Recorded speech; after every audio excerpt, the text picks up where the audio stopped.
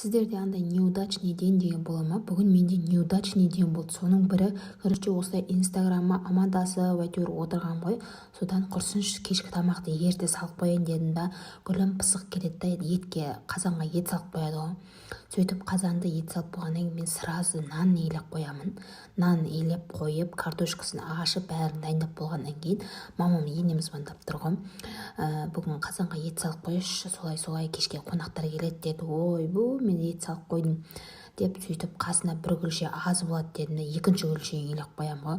Сода не керек пысықтанып, мама негізі бауырсақ пісірмей-ақ қойды, босқа еттен кейін тойып қалады деді да, қоя берші құрсын мен бауырсақ пісіре салайын деп сөйтіп пысықтанып нанды ашытып атқаннан кейін, сөйтіп нанды ашытып атқан кезде нанға дрожь қоспағам есіме түсіп кетеді. Ойбу дедім да, солай не керек, қайтадан екінші күлше нан ашыттым ғой. Солай енді анандайдың не істеймін дедім да, оны келдім да пешке салып жібердім, сасқанымнан көтерілдірмей солай иледім де сразу пешке салып жібердім, шамал тұрғыздым да. Солай екінші нанды ашытқан кезде бірінші очередь тұзын ештеңесін салмай дрожь салған соң бірінші, содан кейін ашытып ойлап қоям ғой, тұз салдым ба деп ше.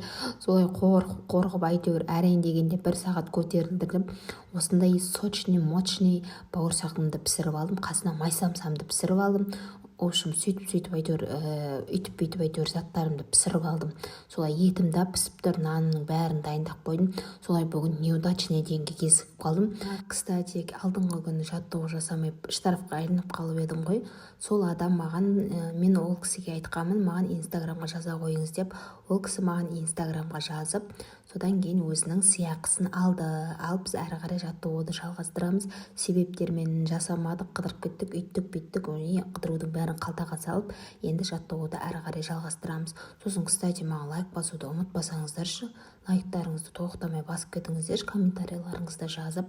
Сіздердің қолдауларыңыз маған ауадай қажет, сондықтан сіздердің қолдауларыңызды қатты күтемін.